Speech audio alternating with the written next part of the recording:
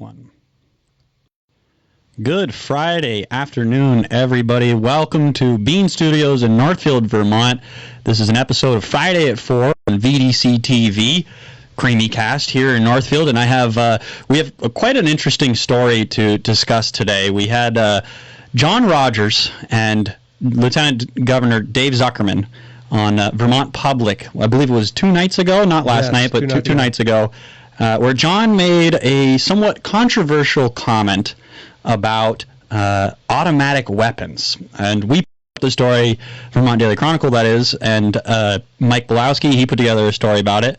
And the headline read, both lieutenant governor candidates seem to not support, here's the headline right here, both lieutenant governor candidates favor assault weapons ban. That was at least the headline from the very beginning. We definitely kept it that way.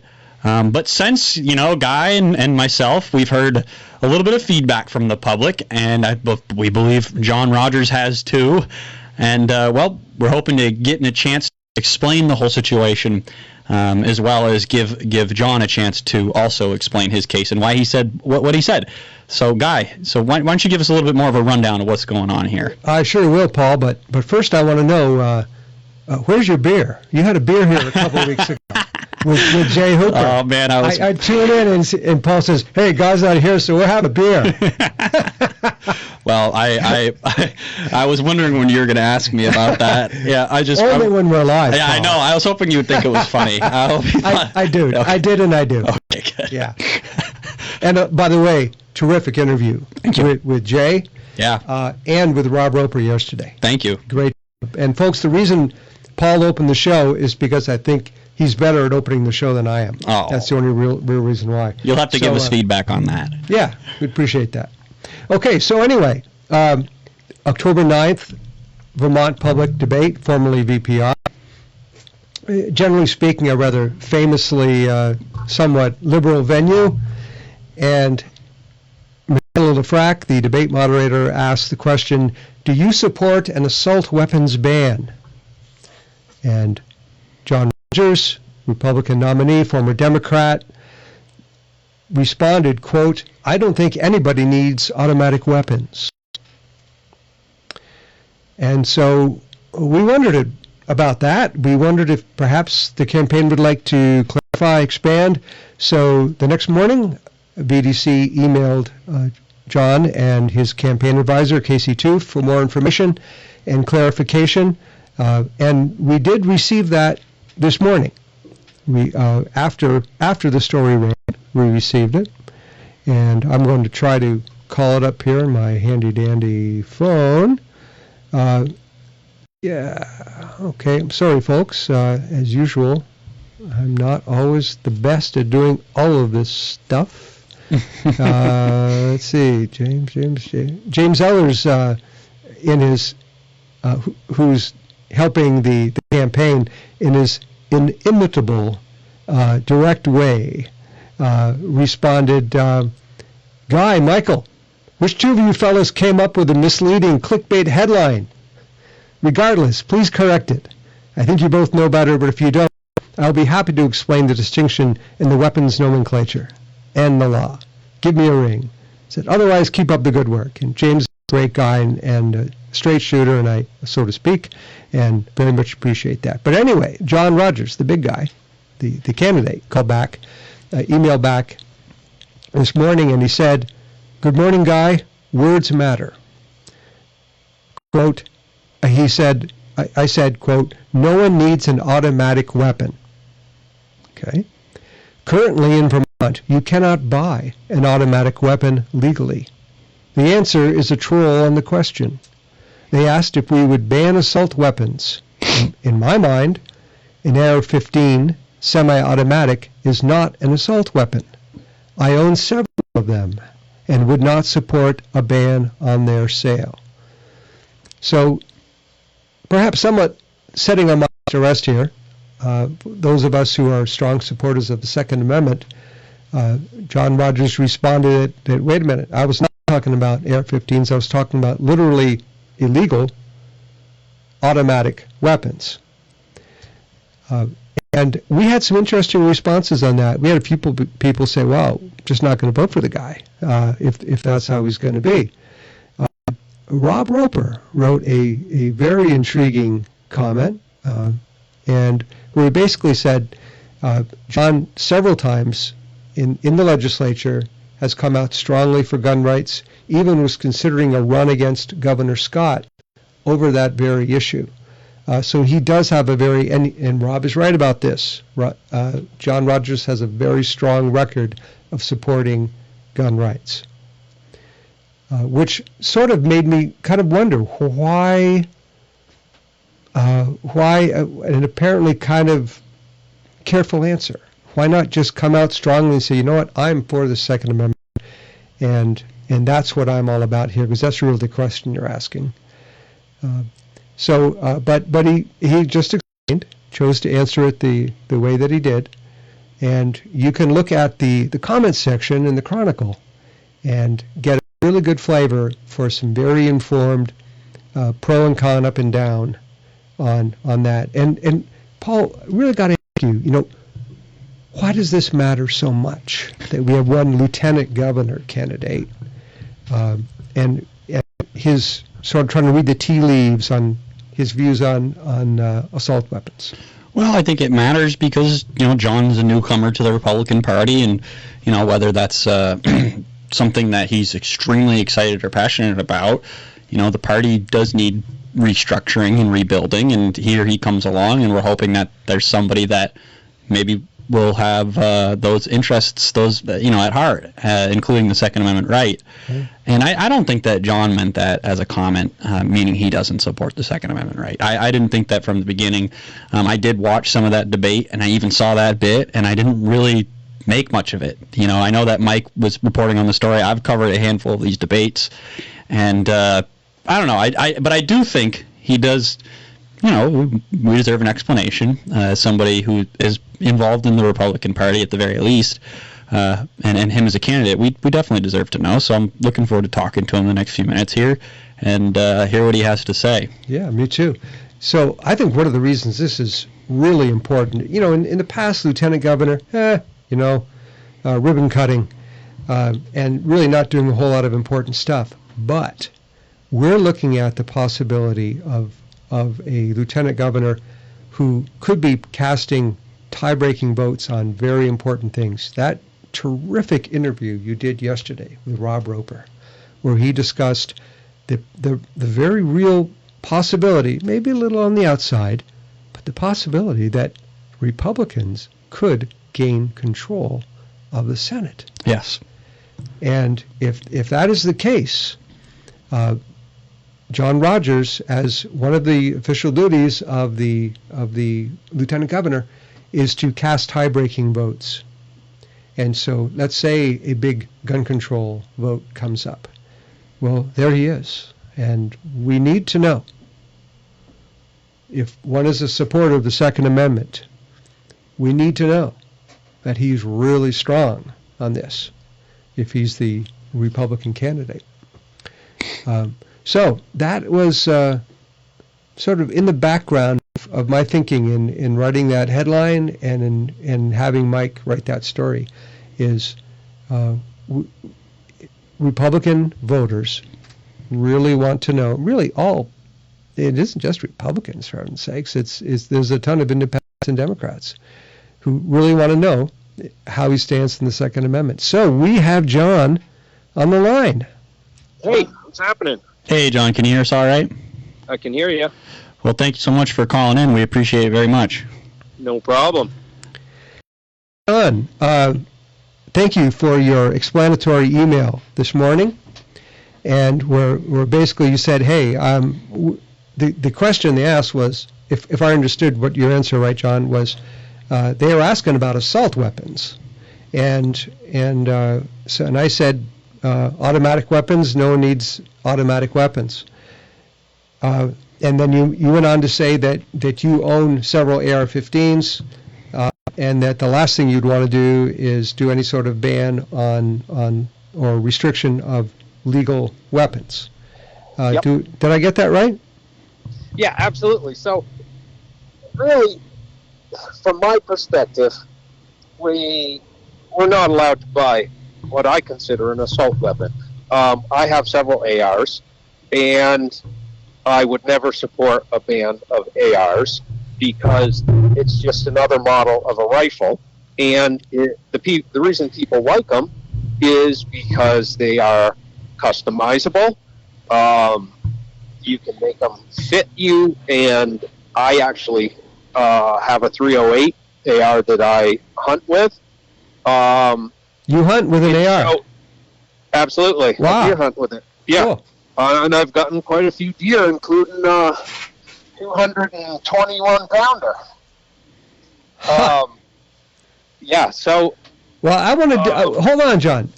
Yeah. So, it is the. I'm the real native Vermonter who's never hunted. Okay, I admit it. So, does one go semi-auto at all in deer hunting? Yeah, the only ones that you can buy here are semi-autos. I don't know. You may be able to go through a federal permit process. No, but I mean when one is shooting a deer with a semi-auto Yep. 308 AR, are you using the semi-auto setting? I only use one shot. If you're Okay. a good shot, you don't need any more. Gotcha. Okay.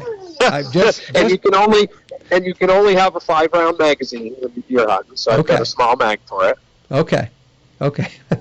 Sorry, I just had to ask. I've never heard of this because I'm much tons of too people ignorant hunt about with them. hunting. But Yeah, tons of people hunt with them. really, okay, didn't know that. Well, because they're so versatile and they're so easy. If you have a problem with them in the field, you can knock the things down. You take the tip of your bullet, you knock the first pin out, you use that pin to knock another pin out. You can tear the things down in the field. I mean, it's like to say people shouldn't have them is like saying people shouldn't have modern cars because a 1927 Ford can get you from point A to point B. So why do we need a brand new Cadillac? Good point. Wow. So that's I've never heard a sort of a public defense of the use of an AR because the mainstream media messages no one needs an AR. The only person who needs it is a mass murderer. No, it's ridiculous. It's the most popular platform in the United States, and the reason it's popular is because you can make the rifle fit you. When I was growing up as a kid, you got some old rifle that was built for an adult, and you had to figure out how to use it because it didn't fit you at all. Mm-hmm. These things are easy to customize. I've got a son that's in the Navy, and he's built a couple of them and actually is really into it. And, he gets the expensive, like, carbon fiber parts and stuff. So it fits him. It's comfortable. It's lightweight. You can't do that with most rifles. Wow. Cool. Didn't know that. Okay. Well, what else can you tell us about just sort of after that story ran and after the debate? What else is on your mind? I'm having a little trouble hearing you. Paul was very clear, but I'm having a little trouble right typical. now. I can say it again if you want. We're just wondering, following the story, following that debate, is there anything else you'd like to add? Is there any? Well, yes, what I really want to add is words matter. And so when they said, do you support a ban on assault rifles? First off, there's no definition, as far as I know, what is an assault rifle. If I have an old single-shot 36 and I'm assaulting people, I guess it's an assault rifle. So first off, I think that whole definition is a joke. But and I said, I don't think civilians need automatic weapons, which isn't saying that nobody can have an automatic weapon. If you go through the federal permitting, then whatever, that's fine. But I certainly would never support a ban on an AR-style rifle just because people who don't know anything about firearms are afraid of them. Yeah, and I'm reading a comment here from Stu Lindbergh. He writes, AR stands for Armor rifle. It does not stand for assault rifle, and I think it's a common misconception that AR stands for assault rifle, and that's why, when we take, the headline and we say assault rifle, and you said automatic weapons, there's a very big difference between those two things. Absolutely, and that's the anti-gun people use the word assault rifle to scare people. And in my mind, what we can buy is not a military-grade rifle. Military-grade rifles have a single shot, a burst, and a fully automatic selector. We don't have those available to civilians. No, and that's probably rightly so. The way things are now. And I mean, I'm totally supportive. Dangerous people who have proven themselves violent, and people with severe mental illness. There's a whole bunch of people that shouldn't have any guns whatsoever. The problem I have with this is just because this seems to be the firearm of choice for a lot of people doing bad things. It doesn't mean if they weren't available that bad things would stop happening. You look at the Oklahoma City bombing. He didn't have a gun, and look how many people he took out. I mean, bad people are going to do bad things, and do we take everything away from the law-abiding citizens so bad people can't get them? I don't think that works either, because heroin's illegal, and you can still get it pretty much anywhere in Vermont. Well, and correct me if I'm wrong, John, I'm pretty sure that when it comes to firearms related to crime, it's mainly handguns, actually, and it's not the AR at all. Yeah, it's mainly handguns. The large portion of them are illegal handguns, not bought through FFLs, and also the majority of the people doing those crimes are not supposed to have them anyway, because they're already felons. And that's also what I was going to add. A lot of the time that these handguns, there's crimes they don't even own the guns. They're not their guns. They've gotten them illegally, that's. And so if the legislature wants to do something to crack down on the drug traffickers and the drug dealers who are bringing in the violence and the illegal handguns. Because if we're talking Vermont, which we of course are, with Vermont Daily Chronicle, and somebody who's running for Vermont Lieutenant Governor, that's where the gun crime situation is. It has nothing to do with this, and it's unfortunate that it's even a question in the debate to begin with, because it just shows you where they're at. And my opponent wanted to defund the police, and so if people want Vermont to look like Burlington, then they can vote for my opponent. That's all that needs to be said, I guess, because I hear a lot of people say, I don't even go to Burlington anymore. No, that's one of the most shocking things about this campaign, is how many people from how many places in the state of Vermont have told me, I don't go to Burlington anymore. I think that, John, this must be one of the reasons why you are getting a lot of financial support from some Burlington business people, some Chittenden County people, because they too are especially tired of the retail theft, of the drugs, of what's happened to their beautiful city. Yep. Well, and unaffordability, all those guys, even though their businesses are doing really good, they are depending on their workforce. Their workforce is working class people like us, and they're struggling to find housing. They're struggling to pay for their housing and their property taxes and their electric bill, and they're dealing with all this crime at the same time. So that's why these guys are supporting me, is because they're tired of the cost of living going up faster than everybody's income, and they know that they're not going to have a workforce if we don't change the direction in Montpelier. No, it's been interesting watching some of the coverage by specific reporters out there following, some of the money on campaigns. And I think they think it's like, oh, look we're exposing who's supporting him, ha ha ha. Well, it's like, no wonder they're supporting him. Why wouldn't they support him? And Zuckerman and some of the papers are going, oh, look at all the money Rodgers raised. Zuckerman's got way more money he raised way more money than I did, and you're going to tell me Ben and Jerry aren't spending their corporate money? Or, he's got millionaires from California and all his family of millionaires that send in big money. And, It's crazy that they're focusing on these guys from Burlington that are just fed up with the direction of the state. These guys, for the most part, I say guys, but it's guys and gals, and they call them Republicans, but they're not all Republicans. No. There's Democrats and independents among them, and they're a large part of the economic engine of this state.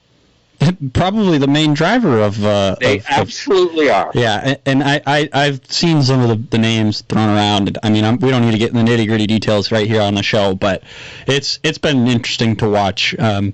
But thank you, John, so much for calling in. Guy, do you have anything that you want to ask John? Yeah, I just want to ask one last question on the gun thing. Jay Eshelman, who's one of our frequent commenters on VDC, said, I listened to that debate, and John Rodgers had an opportunity to stand up and say, I fully support the Second Amendment, and to just sort of make it crystal clear to the Vermont public audience. And you chose not to do that. Any particular reason why? Well, everybody that knows me knows that I do, and I also have to win, right? And so I'm trying not to piss anybody off, and I guess you can never truly do that. But No, it's true. Yeah. Okay. No, that makes sense. All right. Well, John, thank you very much for calling in. How's the campaign going anyway? How are things going? The campaign's going great. We're getting tons of positive feedback. Our challenge is that we're running against an incumbent, so we still got a lot of work to do. We still got a lot of money to raise and try to get our word out there on television and radio, because I don't have enough time in the day to meet everybody personally. So we're working hard, and we think we're going to bring it home. My wife checks the weather first thing in the morning, and she comes downstairs and says, "Hey, Guy, look at this." And there, right in the middle of the daily weather report, is John Rodgers for Lieutenant Governor. So it's getting out there, brother. Nice. Yeah. All right. Well, thank you very much, John, and best to you. You bet. See you guys. Yeah. thank you. See ya. So while we hang up with John, I'm going to see if I can coordinate the next phone call, of course, with Chris Bradley, who, here he is. He's calling right in. Chris, welcome to the show. You're live with us on Friday at 4 Creemee Cast. How are you? I am fine. Thank you very much for allowing me to speak, Paul. Yeah, absolutely. Thank you so much for calling in. We just got off the phone with John Rodgers. And for those who don't know, Chris Bradley, I want to make sure that I get this right. I know you represent a handful of organizations, but namely you are the president and executive director of the Vermont Federation of Sportsmen? Vermont Federation of Sportsmen's Clubs. We've existed in Vermont since 1875. Okay, and I believe you also maybe represent another organization or two, or am I mistaken? No, you're not mistaken. I am past president and current secretary-treasurer of the Vermont State Rifle and Pistol Association as well. So I don't know if you've been able to tune into the far. Did you catch anything else that we were talking about with John at all, or? Oh, absolutely. I was able to, Facebook wasn't, Yes. YouTube wasn't playing nicely, but Facebook was a little bit spotty, but yes, I heard John. And I guess I'd like to start with a question Guy asked at the end, which was, hey, you said this, but you've clarified. I think John's been, as you know, supported by our governor. The governor, a number of years ago, made a political decision, in my opinion, perhaps, which was that for a long time, firearms rights were the third rail in Vermont politics. Nobody touched it. But demographics change. A once staunchly conservative state has become liberal or not conservative to the degree they were previously. So it is a challenge to get elected. I think the formula went that for every gun-type person like me that felt that we were betrayed, Governor Scott picked up 2 moderates. And frankly, we are far better off under, still I've disagreed with Governor Scott, but we're far better off under his leadership, and I'm very pleased to know he's running again. And I think he, at least as far as John Rodgers goes, I must immediately take exception with one of the things he said. I was watching his previous interview, and I think I can quote him by saying, "Lobbyists only represent the rich and powerful." John, got to take you on that one. I am a lobbyist, registered lobbyist with the Vermont Federation of Sportsmen's Clubs, and we're not rich and powerful. So I know that's a small nit. I just wanted to take a point there.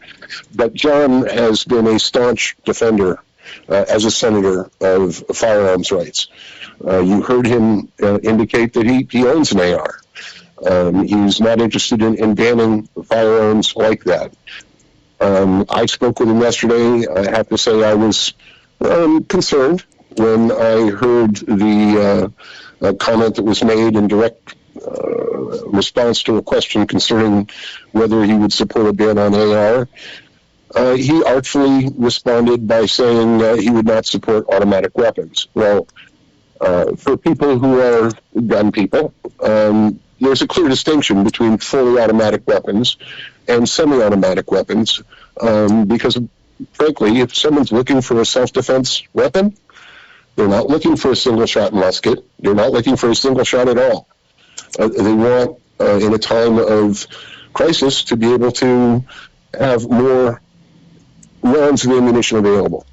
So John's answer, he walked the line. And I would suggest he took a page from the governor to say, look, if you want to get elected, you have to appeal to moderates. And because of the confusion around semi-automatic, automatic, and the fact that we've kind of been moving away from our rural roots to a more urban setting where firearms are not perhaps quite as ubiquitous as they are in rural environments. John had to react to that. So I'm here to say that I've watched him on the Senate floor. He does support the Second Amendment, and he's certainly worthy of... I can certainly tell you that Mr. Zuckerman is completely anti-gun. He does follow in the footsteps of the Democratic platform, and frankly, much of this is going to be resolved very shortly in court. Really? Tell us more about that.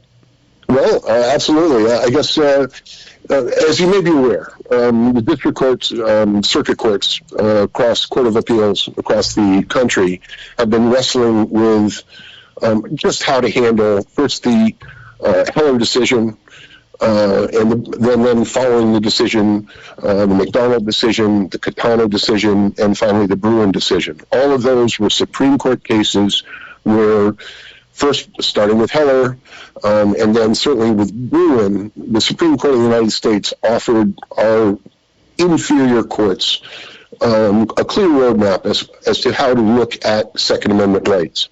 Because as one of the, I believe in McDonald, the Second Amendment has been treated as a second-class right for a number of years.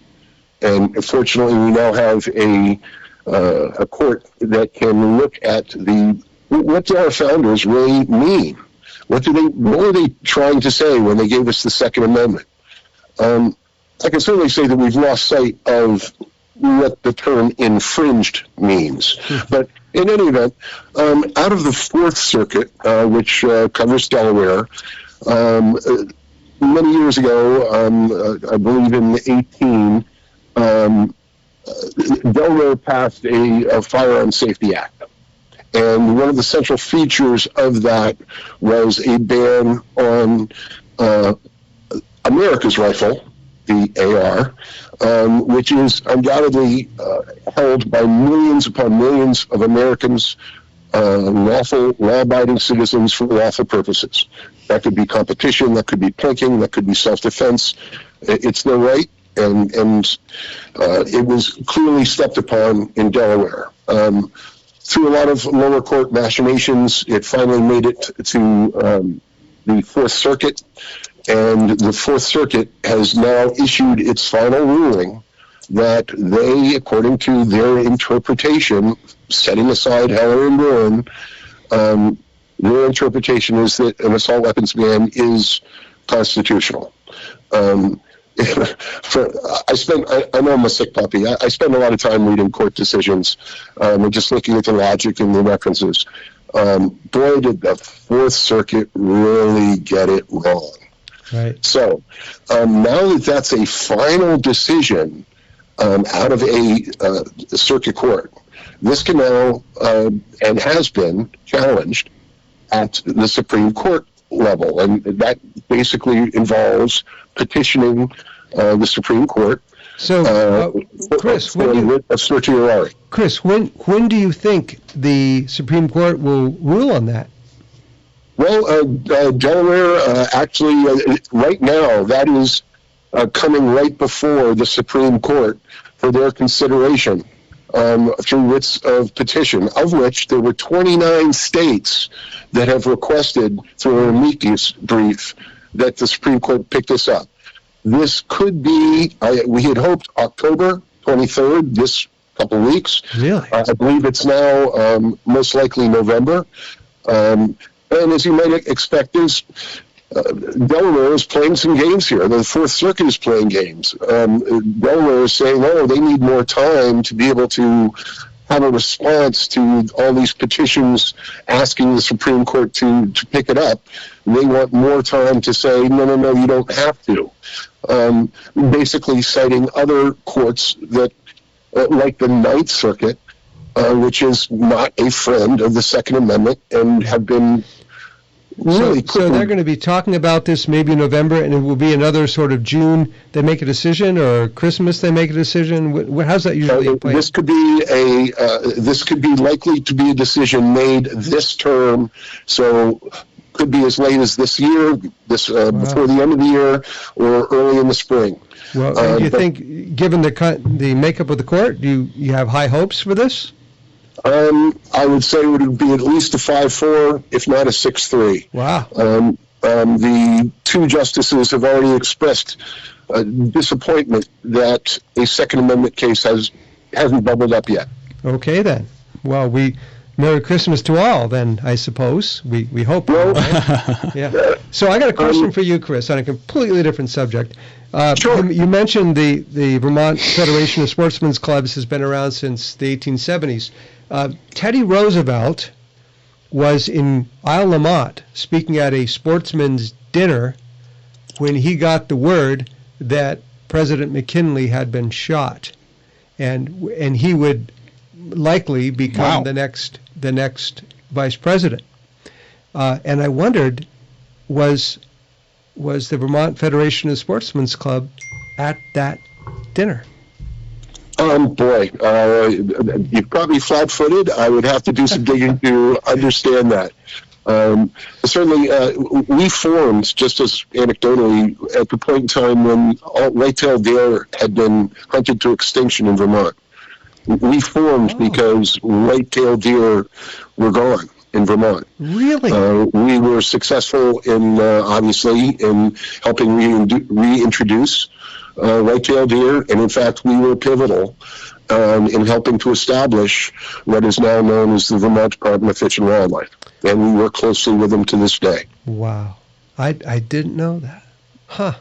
Well, Chris, thank you very much for coming on, the show, and explaining all this to someone who clearly knows almost nothing about any of this. Paul, you have any last thing you want to say? Yeah, Chris, I do want to just apologize that you couldn't find it on YouTube, and to anybody else who's watching out there today, when I started the stream, for some reason it just didn't go to YouTube, and I do apologize, folks. The gremlins in the computer, sometimes that happens, but thank you for calling in, Chris, and bearing with me as we tried to get set up to get you on.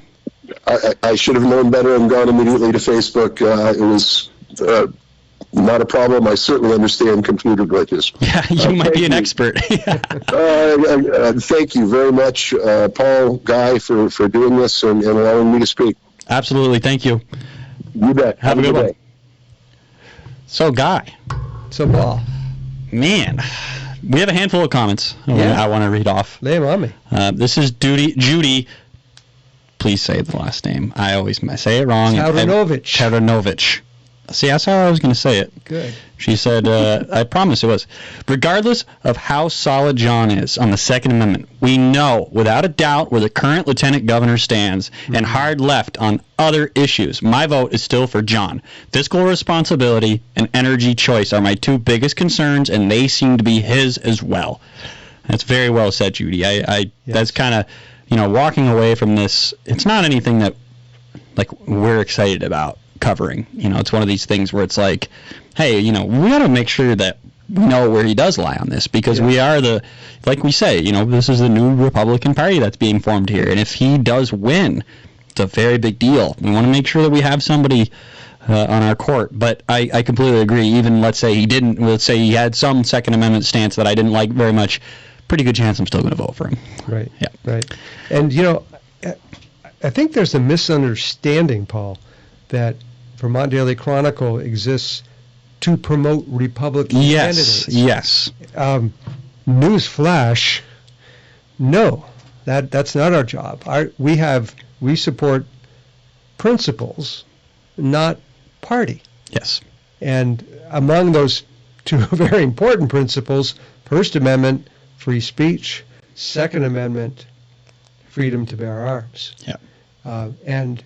And so, regardless of the party affiliation, if we hear something that says, you've got some questions about that, well, that's our job. Yeah. So we, sorry, not sorry to folks who are sort of upset, and believe me, there were a lot. Yeah, there were a handful. Including people who are, our big supporters, people who've been following the Chronicle for years. And some of them weren't happy. And I just sort of have to remind folks that our job here is to support principle, and we are not primarily party. No, and that's not to say, it's obvious we have a certain viewpoint, but at the same time, it's like I said to you earlier, we've written a lot of really positive stories about John Rodgers, I would say. I think we certainly had a lot of coverage. It's fair and accurate coverage, yeah. And we've had him on, and we've given, so it's interesting how people get upset about certain kinds of coverage as opposed to others, which I guess I sort of understand. But hey, yeah, we're not just, we're not the service to anybody except for the truth ultimately and principles, as you've said. Okay, and Judy also writes, actually, hold on one second. Let's go to Stu Lindbergh's comment. He says, Joe Biden left billions of dollars worth of military-grade weapons to the Taliban when he abandoned that country to this terrorist organization. That is how federal policy and gun restrictions work. Well, that's definitely true. Judy writes again, I'd like to point out that John is being supported by Vermonters, while other Democrats candidates are being funded by outside money. Why doesn't anybody else find that curious? It's a great question. This would be an interesting thing, Paul, for us to take a look at the campaign finance and see, compared to, for the two candidates, who has the most in-state and out-of-state donors. That would be very interesting. I think that would be very interesting. And it was kind of like what I was saying to John when he was on. There's one reporter out there who is, the watchdog on the finances for the state, which I'm not complaining. I'm glad somebody does it, to be quite honest. He does do a pretty good job at putting it all together. But he frames it as, oh, gotcha, look who's really supporting him. And it's like, this isn't shocking or a story. It seems like it makes a lot of sense. But it would be interesting to know where a lot of Zuckerman's money is coming from. The last time I looked at it, sure, a lot of small Vermont donors, no doubt about it. A lot of progressive names that people would recognize from over the years, and also, some pretty big checks written from out of state. Here we go. And we do have another comment here from Jeff Vins. He writes, they can write all the fantasy Democrat unconstitutional laws they want. The gun owners of Vermont won't be selling or turning in any firearms. They know the Second Amendment is a God-given right, and the government doesn't give us the right to own them. We keep that ability by being God-fearing, not government employee-fearing. We are the largest unorganized standing army in the world. Good luck taking or stealing them. And, that's not a bad point at all. It's these guns, no government can decide that to take these guns away from me. These are I have a natural right to defend myself, and this is a reasonable way of doing that. Yeah, to further point at that, it's like we already are kind of giving up in some ways a lot of the ways to defend ourselves. It's not like everybody has nukes or everybody has tanks, and I'm not saying that that's what it should be, because honestly, in an ideal world, nobody would have any of those things. Yeah. But that's not the world we live in. So I don't know, Guy. This has been an interesting story to cover. It's a good gun rights story. We don't get any of those. It seems like recently. So I'm kind of glad it's entered the conversation. And even John said the AR for, what was it, Chris? Hunting, competition, and self-defense. I didn't know until my barber told me, who has several ARs. That how much flat-out fun it is to fire an AR. I never have. I'm more of a handguns person. But wow. And so many people here in Vermont, as you said, hey, it's the most popular weapon around. You go out to a range and everyone's got their AR with them. Well, it's funny. There's a lot of my friends that own ARs and handguns, and my brother beats me. A lot of people. I'm not trying to expose anybody, but it's so common that I think a lot of people who aren't tuned into the whole gun world would be shocked not only to find out how many people are concealed carrying. They would be shocked to find that out. It's a huge number of people you would never expect, and then the number of people that also own ARs. That's right. It's a lot more than we might realize. Guy, I don't know if you have anything else. You did mention maybe you wanted to read off some of the comments from the story itself.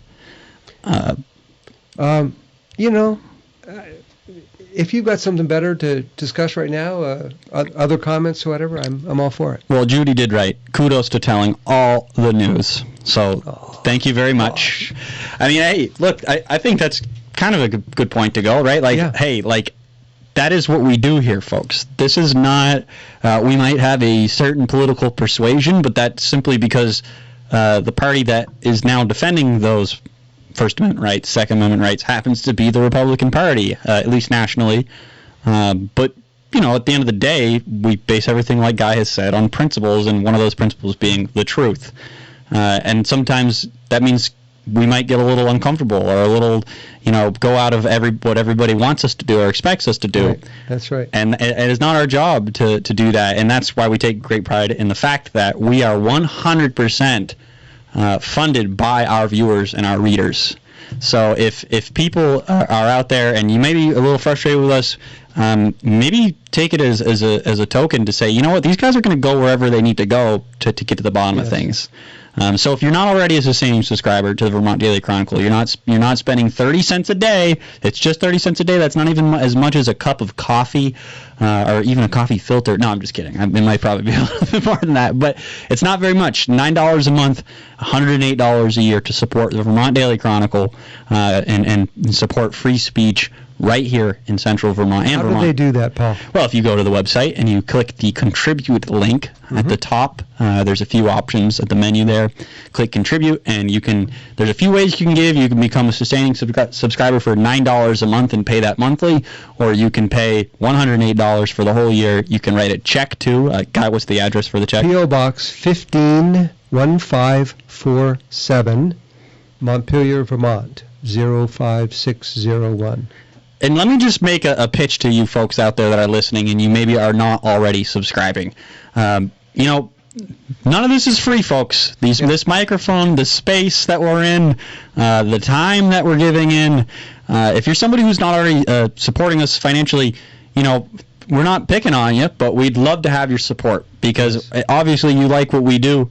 So, we would love to have you in on what we do too, because that's what keeps us going. And we're just getting better now and practicing at our sales pitch, and I really like to, kind of like key you up a little bit, like, come on guys, you should support us. And we can now say that more frequently, right, Guy? You bet. Yeah. You're really good at that. I'm. Anyway, yes. I have fun with it. Yeah, you do. So Judy mentioned that we cover all the news. Well, that for me, that's a great segue into 3 other stories that we covered this week that I just want to quickly highlight. Sure. This is the week that a lot of people were mailing in their ballots. So this is the hot time politically.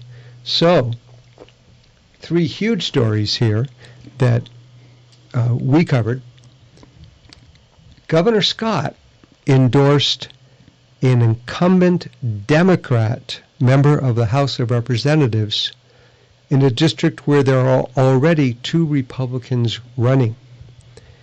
And that member was the fellow Paul you interviewed a couple weeks ago, Jay Hooper, independent young man, has right off the bat, when he one of his very first votes was whether to vote for Bob Frenier to be the Republican member of the House or to vote for a Democrat. There was a really, really, really close recount, and basically the decision came down to a House vote. Jay Hooper voted with Bob Frenier, voted with the Republican, and was immediately summoned to the woodshed, to the Speaker's woodshed. And Bob wrote me an email a few days ago. He said, I can still remember seeing Jay walking into that meeting, going through the curtains into the Speaker's office, and coming out a few minutes later, his back straight and his head up. And clearly this was a man who was going to be independent, was not going to be told what to do. So I will give Jay credit. Now, in a lot of ways, still, a lot of his votes are, I shake my head. I believe he voted for the Affordable Heating Act and Global Warming Solutions and some other things. I know exactly what he did. He voted for those things, but when it came to the override on the governor, he voted with the governor. Okay. So he could say, hey, well, wait a second. It's like the perfect political move. Well, some of them he did. He didn't in all of them, but yes, in the property and the big ones, the two big ones. The 2 big ones, yes, that's true. And more to the point, he is a true independent. And I asked the governor at the press conference, I said, so you supported a Democrat? And he said, well, he's a very independent young man, and we think he's seeing the light, was the term he used. And said, I've always wanted to get some centrist Democrats, and if this is what it takes. And, his strategy of getting centrist Democrats elected in primaries was an utter failure. Yes, it was. So because the Democrats were just determined, no Stuart Ledbetters or Elizabeth Browns here. We're going to go left. We're going to go the other direction. And so he's saying, okay, you got some incumbents, and I'll bring them into my orbit. And if that, and as he said, and I was sure he's going to win. So I do think that if he had a strong, viable Republican candidate who might win, in his opinion, might win, perhaps he wouldn't do that. But that's what he went with. And he was I asked him, and I expected to sort of hem-haw, no, none of that. He was very forceful, very direct. This is what I did, and this is why I did it, and I don't mind at all. Well, it's funny because I've taken a little bit of heat for even having him on for the interview. There's a handful of people out there, younger people, folks that I know that know Jay. Some of them really like him, some of them don't. And the truth is, yes, some of the votes I really disagree with too. However, sitting across from him, having the conversation that I did right here, it made me feel like, okay, maybe there's hope for some of these Democrats. Because let's be honest, it's not going to the state's not all of a sudden going to flip. So. Got no response, and which is what, generally speaking, political candidates do when they would rather you just ignore the story and it goes away. Maybe if we won't comment, he won't write anything. I don't want to do that. I want to, if a story is news, I'm going to write about it, regardless of whether there's any comment from the person I'm writing about. So I did some research, and basically she comes from some money, and nothing wrong with that. And her family had something like kind of an estate over there, and her great-grandfather built a French chateau in the Adirondacks in the North Creek area of North Creek in Warren County. And really, it's no biggie. Just that's it. Apparently, she has some sort of home and some property over there still, even though the chateau and everything and the all that are long gone. But it was just one of these. Someone's got to answer this question. If a state senator says, "I live in the Adirondacks," which the last I knew, Paul, are on the other side of Lake Champlain. I'm pretty sure they still are. Yeah, they haven't moved. I mean, we can pray that mountains be moved, but I'm pretty sure they're still there. They are still right? there. Yeah. Okay. Saw them the other day. Yeah. Okay, good to know. Yeah. Good to. Phew, we didn't get that one wrong. Yeah. Fact check. Right. Right. Good one. So anyway, it was just one of those want to check that out and find out what the deal is stories. And so we did, and I thought it ended up being kind of an interesting read. Another story is Rob Roper's column and your excellent interview with him. I really recommend people listen to that. It's on YouTube, and we put it on VDC today in the edition today, where he says, here is a pathway to Republicans regaining control of the Senate, not just veto override, which is 10 votes, but how do we get to 15, and then assuming John Rodgers is elected lieutenant governor, which is by no means a safe thing, but it's possible. That would be the vote that would overturn it.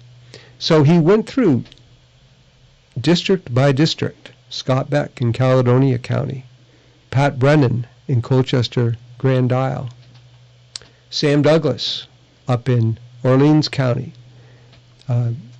possibly even Joe Gervais down in Bennington County, which I didn't realize.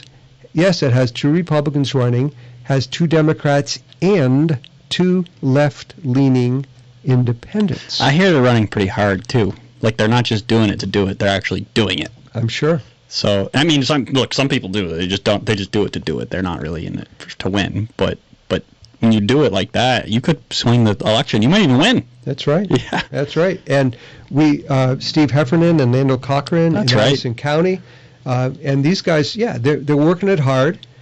And Andrea Murray in Windsor County, and also Larry Hart. Well, he's an Orange, but Mr. Gleason and Jack Williams in Windsor County, and I don't mean to short any. Oh yeah, you know what? Who Rob didn't mention? This is big. In Chittenden County, in one of the districts, Bruce Roy of Williston is running, and he's been running strong. And I got a email from a Democrat who Lewis Myers, who ran as a Democrat in that primary, did not win, and he said he has heard that the last poll numbers for Bruce Roy have him tied with the number 3 Democrat who's running there, which would be not Phil Baruth. This is the district that has Tom Chittenden, Ginny Lyons, and Keisha Ram Hinsdale. So, and according to this poll that Lewis Myers mentioned, Dr. Lewis Myers mentioned, he is neck and neck there. Wow. And, who knows? Talk is cheap. I don't really know what the case is. But there you have, and Rob didn't even mention that possibility. And then you do have Chris Matos running against in the. See, the interesting thing about the Chittenden district that Senator Irene Renner is it's Chittenden and a lot of the islands. Not so much the islands, but like Fairfax, Georgia. Yes. Part of Milton. Milton. Yeah. So a typically somewhat more conservative, certainly Milton. And Chris was a very popular legislator in Milton, a House member, and so that's not crazy. That's not at all crazy that Chris Matos could do quite well in that district. And again, and also one must mention. You were right to mention Larry Hart because he in Orange County, because yes, he has been running strong, and you've got to wonder how long the Orange County faithful will be hanging in there with Mark McDonald, who's I believe about 80 years old, has made some extremely controversial, blunt statements, and got to kind of wonder. I don't agree with Rob's characterization of Mark's personality and character. He made a rather blunt reference himself. But Mark's, he's a decent man from my experience with him. But yes, a strong,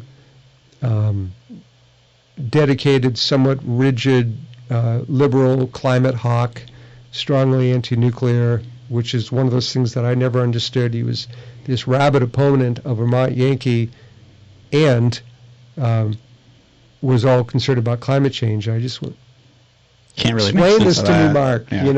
And he would say, well, someone will pick it up. Don't worry about it.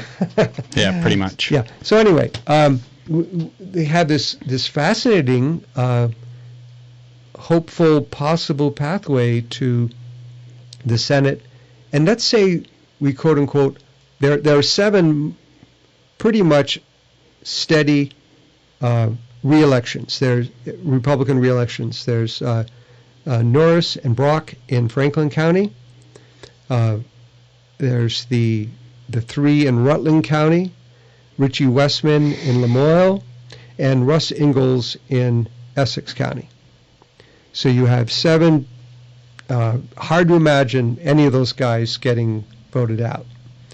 So really, you need 3 to 4 of those people we mentioned, the Pat Brennans, the Scott Becks, the Sam Douglases, the Larry Harts, and if just, quote unquote, just that happens, well, veto override time. Yeah. Yeah, and I think it's fairly likely, Guy. Yeah. I really do. I think that at least the veto override will happen this year. Or I should say the veto support. Yes, the veto support, I think that will happen this year. And I think there's potential even for balance, and to some degree, considering it was not a presidential election year. But there's a lot of people paying attention right now. The whole country's in tough shape, and I can't help but to believe that people are going to want some change, especially here in Vermont. Right. Good point. Well, Paul, are we... Yeah, we're past 1 hour. We are? Yeah, believe it or not. Wow. Okay. I do have one comment from Judy. She writes, Chris Keyser, an ex-governor's son, is running for Bill Knott's seat in Rutland. Really hoping he makes some progress. And I guess I don't know, is that House of Reps? Yes, that's okay, that's what I thought. That's the city, Rutland City, Bill Knott, yeah? So we're just, we're kind of going through the rundown of the Senate. But, yeah, there definitely are some interesting races out there in the House. And we don't have to focus on that today. Maybe we'll talk a little bit more about it next week. But this does seem to me there's some change brewing. So we'll see what happens. That's right. Well, hope springs eternal, and I think there's real good reason for it this year. I agree. All right. Well, why don't you bring us out then, Paul? Sure. All right, everybody. Thanks so much for tuning in. If you're not already a paid subscriber of Vermont Daily Chronicle, VDC.com, VermontDailyChronicle.com, you can contribute $9 a month, 30 cents a day. We greatly appreciate your support. We are 100% funded by our viewers and readers. So please get on there and do that if you support free speech in the state of Vermont. Thank you so much for tuning in. I hope you enjoyed this show. This has been a live episode of Creemee Cast VDC TV, Friday at 4, live from Bean Studios in Northfield.